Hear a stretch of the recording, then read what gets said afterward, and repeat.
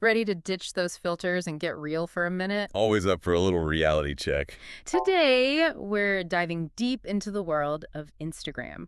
But hold on, put down your iced latte and those perfectly posed pics. Yeah, we're going beyond the highlight reel, folks, We're scrolling through Reddit's Instagram community. where users are serving up the good, the bad, and seriously, what is going on with the app? Think of it like that aha moment, when you realize everyone's life on Instagram is, well, curated. Exactly. We're about to peel back those perfectly placed filters and see what's really going on. And let me tell you, things get real. Real deep, real fast. Case in point, one user claims they found a potential human trafficking ring operating on Instagram. Whoa. Okay, right off the bat, that's heavy. They were even asking for help, advice on how to report it. That's a serious accusation. And it makes you think, what leads someone to turn to Reddit in that situation? It's a reality check about the power and responsibility of a platform like Instagram. And the responsibility on all of us as users and as, humans to recognize when something's seriously wrong. It's a far cry from arguing over who makes the best avocado toast. Speaking of things that are carefully constructed, Oh, this is gonna be good. we found a post from a user who noticed something got weird. 12 different creators, half of them finance gurus, all posted the exact same video, and it went viral, all of them. Wait a minute, like word for word the same video. Identical, which, begs the question, is there some kind of viral marketing formula, some code they've cracked? It's giving me major Black Mirror vibes. Is authenticity dead? Is everything just a copy of a copy? And where does that leave, the average user? Lost in a sea of perfectly lit, identical content. All while trying to figure out if their own content is being seen or, dare I say it, got shadow banned. Ugh, the dreaded shadow ban. Is it real? Is it just a tech myth? Jury's still out, but the number of people convinced their engagement has plummeted into the abyss. My sourdough bread photos feel personally attacked right now. It speaks to a real anxiety for users, especially those who rely on Instagram for their livelihood. And when you combine that anxiety with the sheer number of users reporting account access issues, It's like a digital horror movie waiting to happen. password wrong, locked out for years, unable to reach customer support. It's like Instagram's own version of tech support hell. And for some users, it's not just an inconvenience, it's a nightmare.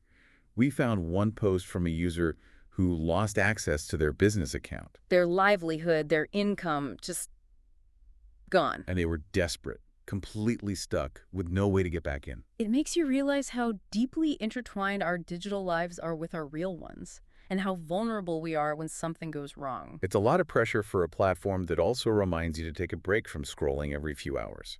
Wait, seriously, they have a break reminder. Seems like they got rid of it. Talk about mixed messages. Here, have unlimited access to connect with the world. But also, maybe take a break. It's enough to make your head spin. Which is basically the perfect way to describe the Instagram subreddit, when you think about it. Seriously, the number of "my account is being held hostage by technology" posts is astounding. It's like a digital support group, united by the shared trauma of the dreaded password wrong message. Even when they swear they entered it correctly. Oh, I believe them. We've all been there.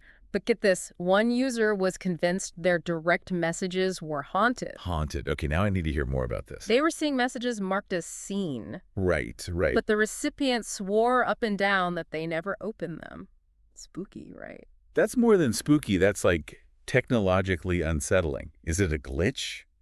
Some kind of secret message tracking we don't know about? The plot thickens because the user was messaging a verified account. Interesting. So it's not just us regular folks experiencing these glitches.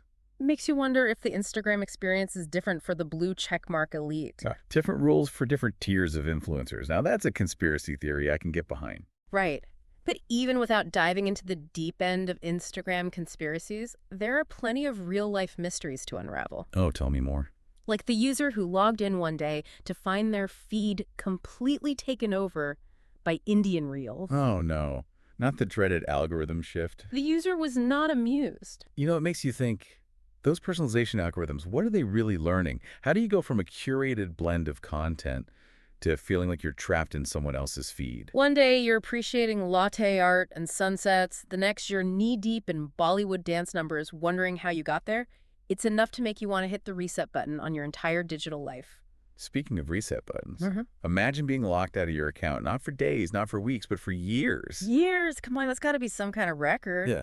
4 years to be exact. This user was in digital limbo, unable to access their account despite countless attempts to reach customer support. 4 years of digital exile. That's brutal. Talk about a lack of control. It's like their digital life is being held for ransom. It really highlights the bureaucratic nightmare users can find themselves in, lost in a maze of password resets and unhelpful help center articles. And just when you think you've heard it all, you come across a post so bizarre it makes you question the very fabric of the internet. Okay, hit me with it. This user couldn't create an account with their own name. It was already taken. What? No, seriously. I'm telling you, they were trying to use their real unique name, and Instagram was like, nope, sorry, that one's taken. It's like a glitch in the matrix. That's both hilarious and deeply concerning at the same time. You can't even trust your name to be unique in the digital world. It makes you wonder, what can you trust?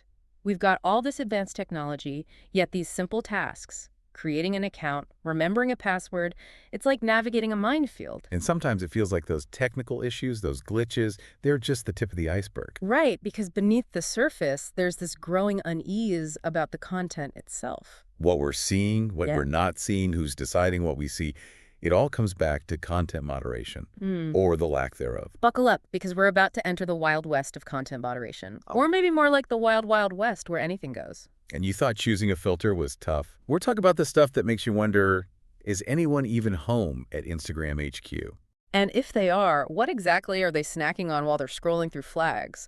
One Reddit user went there, straight up asked if Instagram's content moderators were on cocaine based on the stuff slipping through the cracks. We're talking graphic violence, animal cruelty, content that would make even the most hardcore horror movie buff say, whoa, too far. Right, the kind of stuff that makes you want to throw your phone in a bucket of holy water and run for the hills. It's a dark reminder that for all the good, for all the connection, there's a seriously dark side to the internet. And Instagram, let's be honest, is a digital buffet. So where do we even begin to draw the line? Right. What's flagged? What stays up? Who decides? And is reporting an account even that effective? One Reddit user pointed out that even after reporting, new accounts pop up faster than you can say shadow ban. It's a digital game of whack-a-mole. You try to keep up, but it's like, what's the point? Exactly. We're trying to share our sourdough starter recipes without stumbling upon graphic content, and it's getting harder to tell which is which these days. Which brings us back to that feeling of helplessness, that lack of control that we keep bumping up against in this deep dive. It's like, are we really in control of our online experience? It's enough to make you want to chuck your phone into the sea and live off the grid. Don't blame you. But before you do, let's talk about that million-dollar question one brave Reddit user posed. Am I the only one who thinks Instagram is a bullshit app? It's like they reached into the soul of every frustrated Instagrammer and said, yeah, what they said. Right, it cuts through all the noise, the filters, the algorithms, the frustration, and gets to the heart of it. What are we doing here? Is it connection? Is it inspiration? Or is it comparison, stress, and a whole lot of perfectly lit BS? Maybe it's all of the above. Maybe that's the weird, wonderful, frustrating thing about Instagram. It's like a digital roller coaster. 1 minute you're loving it, the next you're wondering why you even bought the ticket. So what's the verdict? That's up to each of us to decide, right? But maybe the takeaway is to be mindful about what we're consuming, what we're contributing, and who's benefiting. Because at the end of the day, we have the power to shape our digital experience. One tap, one swipe, one post at a time. And on that note, happy and hopefully mindful scrolling.